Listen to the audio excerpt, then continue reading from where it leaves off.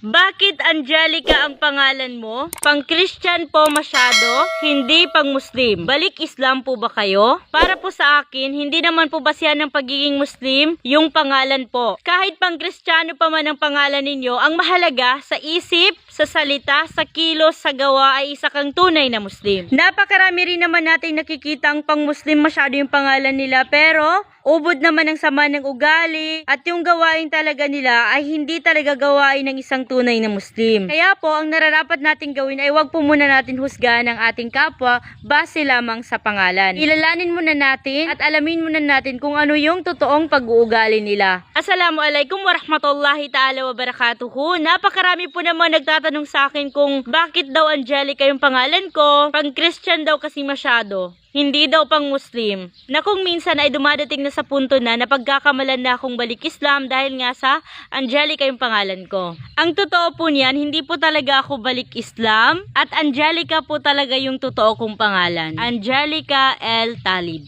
Ito na po talaga yung pangalan ko simula nung pinanganak po ako. Sa birth certificate ko po, sa mga ID ko po, lahat po yun sila. Angelica po talaga yung pangalan. Even yung tax ko po, Angelica rin po yung pangalan. Wala na rin po ako magagawa dahil nandyan na rin po yan. Hindi ko na po siya pwedeng baguhin. Dahil napakahaba pa po ng proseso kung babaguhin ko pa yung pangalan ko. Pero kahit magkaganon pa man, kahit hindi ako perfecto na tao, sobrang nagpapasalamat ako sa Allah subhanahu wa ta'ala dahil naging isang Muslim ako. Isa itong napakalaking biyaya na ipinagkaloob niya sa akin. Alhamdulillah. Ang importante naman dito kung sino at ano ka. Na yung tipong hindi ka man perfectong tao pero ginagawa mo ang lahat ng makakaya mo para lamang magampanan yung gawain ng isang tunay na Muslim. Halimbawa na lamang nito ay nagpe-pray ka, nagtatakip ka ng aurat mo, ginagawa mo yung mga bagay na ipinag-utos ng Allah, at yung tipong iniiwasan mo talaga kung ano yung mga bagay na ipinagbabawal sa relihiyong Islam. Hindi kasi porket pang Christian na yung pangalan mo, ibig sabihin tuluyan ka na magiging ganap na Kristiyano, o di kaya iayon mo na rin lahat ng gawain mo sa katulad ng ginagawa ng isang Kristiyano. May mga bagay kasi na hindi na natin pwedeng ibalik, pero pwede pa tayong bumawi sa pamamagitan ng paggawa ng mga mabubuting bagay. Alhamdulillah. Marami rin naman kasi tayo nakikita ang mga pang-Christian yung pangalan nila, pero nakikitaan talaga natin sila na yung pag-uugali nila ay talagang isang Muslim. Marami rin naman tayo nakikita kahit pang-Muslim ang pangalan nila, pero yung iba napakasama ng gawain nila. Na yung tipong parang hindi sila isang Muslim. So kung halimbawa isa kang Muslim, naniniwala ka sa Allah subhanahu wa ta'ala o sa relihiyong Islam, pero ang pangalan mo ay pang-Kristiyano, ang mahalaga naman, kilala mo yung sarili mo, kilala mo kung ano at sino ka. At alam mo kung ano yung paniniwala mo. Tulad ng sinabi ko, sa isip, sa salita, sa kilos, sa gawa, ay alam mong isa kang Muslim.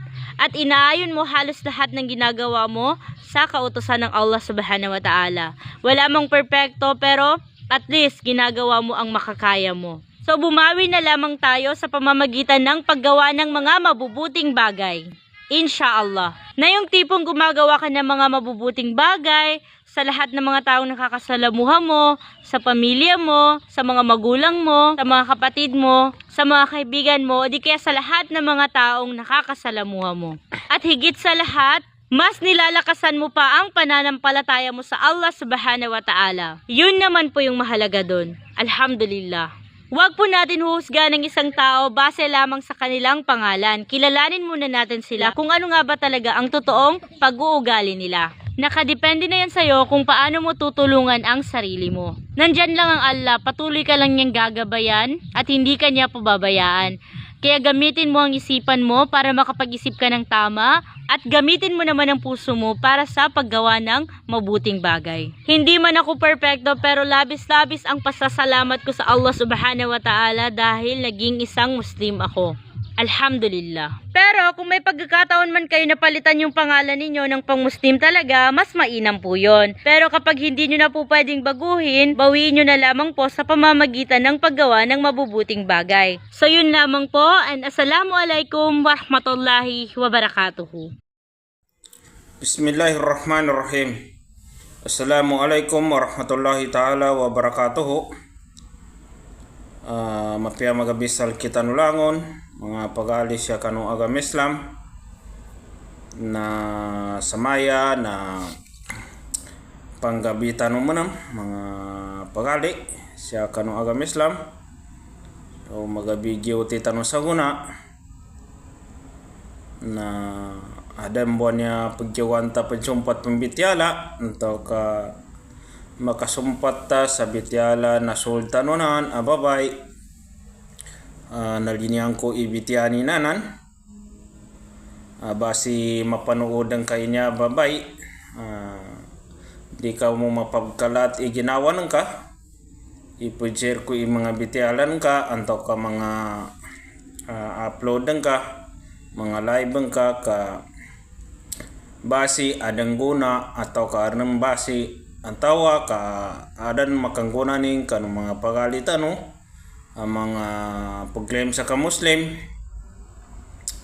So sabab sa Yakubo kalinyan pagsumpat sa bityalan ng kanan pantag sa madakal ged ibagid sa nginto ka balik Islam ka antaw ka Christian ka sabab sa kanu ngalan ka na ngalan na Christian uway na banagid ipadtalon ng kato na dagkanadan niya importante indosan ang ngalan na tao ya importante na iklas sa pamasungan do baginugot ka no bitikan no agama antaw ka baginugot ka no inusugo no Allah Ta'ala bagibada ugid na sukat talo no mga migkakataw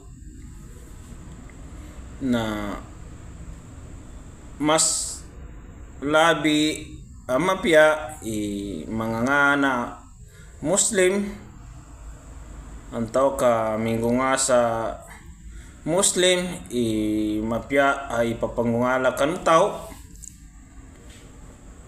ka iyapang kadtalo ng mga tao aming kakataw aming kakon ka sungana tao ka nga na Christian na tabya makasapo tabya na suminggo nga tao sa mga na Christian aming kakadi magibada di maginugod sa suguan no Allah Ta'ala na yan nilang katalo na siyapan sa dunia kun agkakapil din sa manusia atau kagkakapil din sa pagklaim sa ka-Muslim aming kakadi mag-Islam gud na dalam kami to na banagid ipadtalon ka dala kadupangan ka atau kadala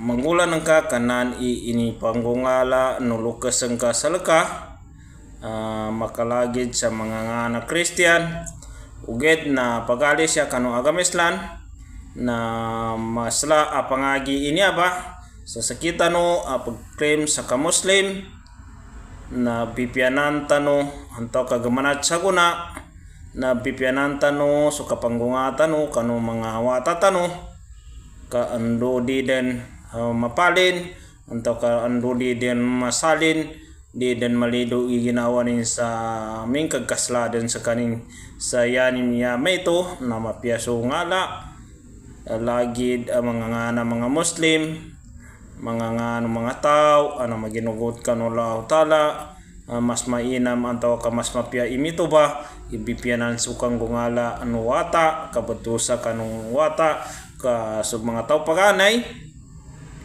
na sangat man dasilan makatuntay sa pitalua agama ka so mga pwed mga tao antaw ka kapuan-apuan tano na adan sa kanilan ibag Islam uged na danilang katuntul danilang katuntay sa mapya dalam kami to na so mga tao mga apuan tano antaw ka mga nauna sa lakitano na silambanan mga tao pinambarakato Allah Ta'ala sa kanong tempo bibiyag pansilan ang tawa kanong tempo no mga kinambunuan ilan na silang banan inanggano Allah Ta'ala sa kangabakat anto kasilan inanggano Allah Ta'ala sa kabagal lubo sila mitsipat anto kalubo sila mitsipiat sa danilang katuntay sa mapya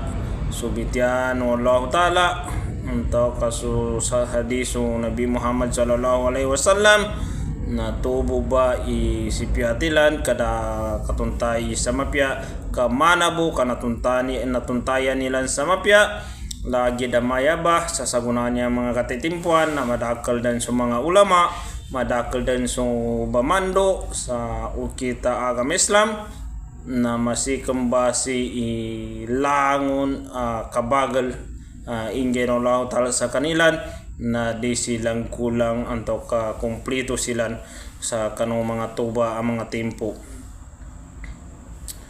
So makin siya po taman i-video tanong niya sukran po sa mga bamangilay sa mga upload tano sumusuporta sa mga upload tano na makin siya po taman. Wassalamualaikum warahmatullahi ta'ala wabarakatuh.